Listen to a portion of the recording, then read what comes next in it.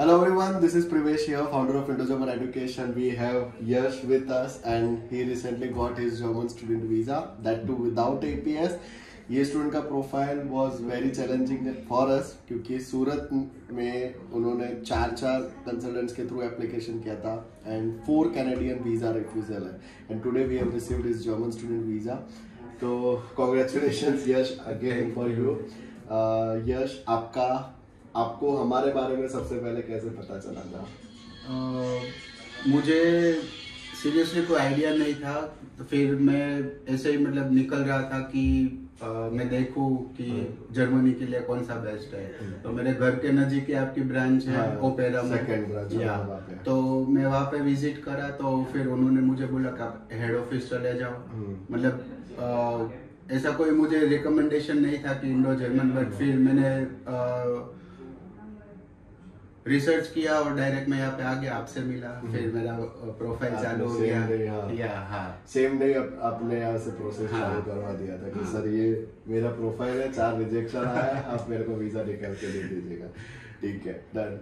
And secondly आपके 4 Canadian visa refusal थे और उसके बाद जर्मनी का जब हमने आपको पूरा step by step process, timeline, budget समझाया, तो वो काउंसलिंग सेशन, आपका फर्स्ट सेशन हमारे साथ कैसा था जिसमें आपको सारे डाउट्स हमने क्लियर किए थे कि भाई जर्मनी का ये प्रोसीजर होने वाला है? For me it was like कि हाँ कि चलो गाइडेंस अच्छा मिला एंड मोटिवेशन भी अच्छा मिला कि ना you can do it. Germany भी बहुत अच्छा है.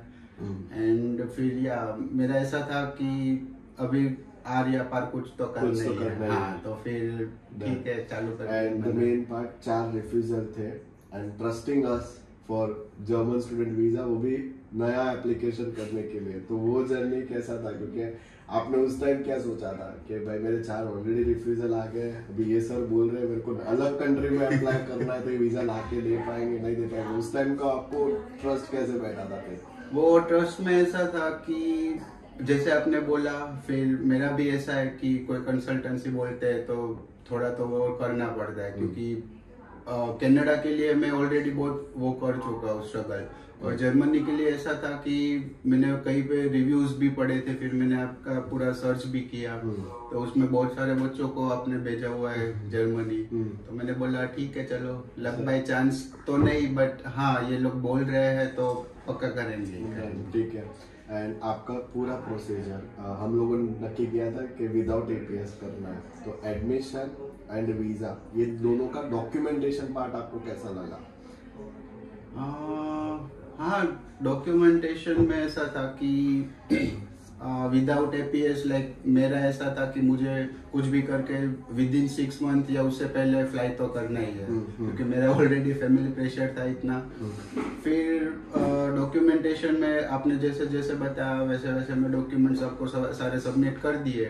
फिर आप लोगों ने प्रोसेस चालू कर दी और विदाउट एपीएस था, तो मुझे थोड़ा डर था कि शायद रिजेक्शन आ सकता है, क्योंकि सारे इंडियन स्टूडेंट्स के लिए एपीएस कंपलसरी है.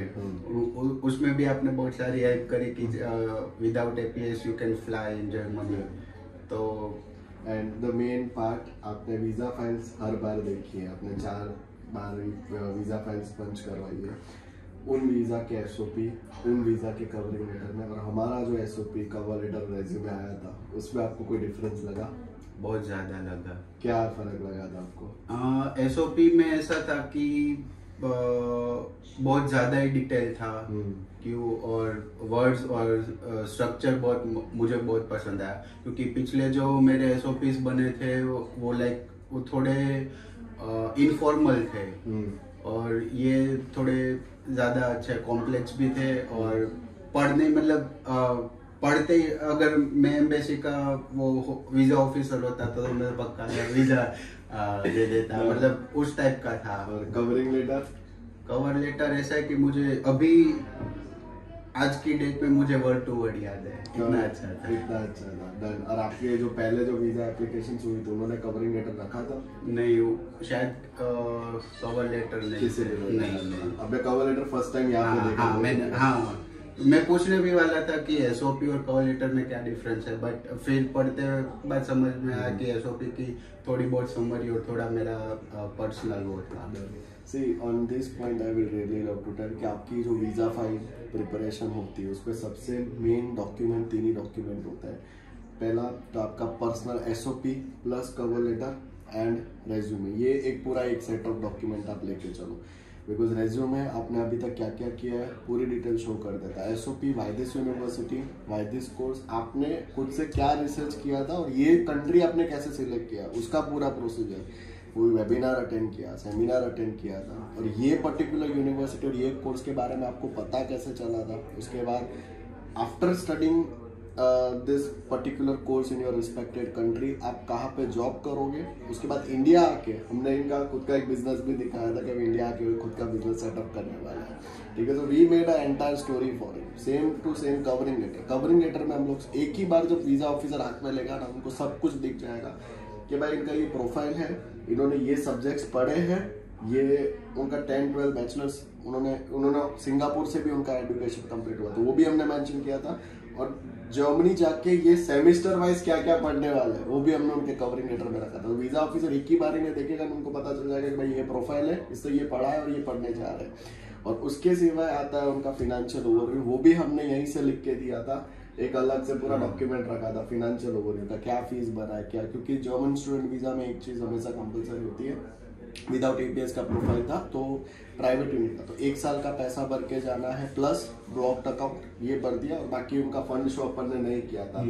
इन्होंने मुझसे पहला सवाल वही पूछा था जब वीजा फाइल की चली थी कि सर फंड कितना शो करना है, मैंने बोला नहीं हम लोग फंड शो नहीं करेंगे, जबकि उन्होंने पहले कनाडा की वीजा फाइल्स डाली थी उस पर फंड शो किया हुआ था। तो एक्चुअल में the main part of the story, अगर आप कनाडा का भी फाइल डाल रहे हो तो फंड शो नहीं, आपके पास जितना लिक्विड फंड है आपको वही रखना है, आपको एसेट्स या नॉन लिक्विड फंड्स रखने की जरूरत नहीं होती है। बिकॉज बहुत सारे स्टूडेंट्स ये गलती करते हैं कि वो अपना घर दिखाएंगे, रियल एस्टेट दिखाएंगे, नहीं ऐसा कुछ नहीं करना होता है। आपको आपका सीधा एक तो 1 साल का पूरा ट्यूशन फीस पे करके जाना है, प्लस एंटायर कोर्स का आपका जो भी पैसा लगने वाला है वो कंप्लीट लिक्विड फंड जिसपे लिविंग एक्सपेंस भी आपका शो हो जाए, इंस्टेड ऑफ योर GIC या जर्मनी हुआ तो आपका ब्लॉक्ड अकाउंट। ये वीजा तक का था।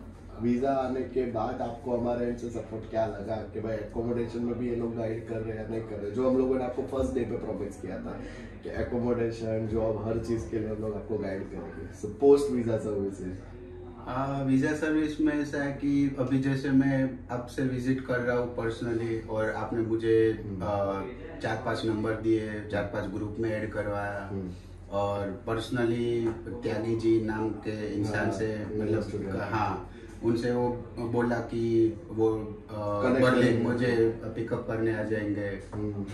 हाँ, post visa service is like previously किसी ने ऐसा नहीं बोला था कि हाँ भाई तुम्हारा वीजा आ गया तुम चले जाओ फिर तुम्हारा लुकआउट है तुम देख लो।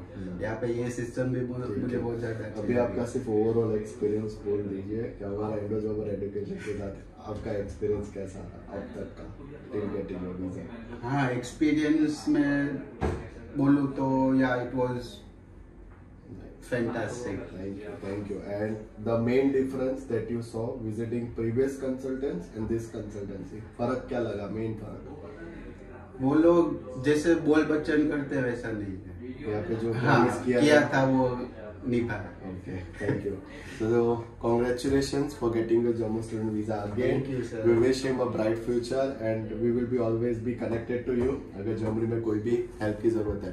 So students, if you are looking forward to study in Germany, German public university, German private university, without APS भी करना है, we will definitely help you। अगर आपका कनाडा का पुराना रिफ्यूजल भी है, उनके 4 रिफ्यूजल्स थे फिर भी we got his German student visa in one go।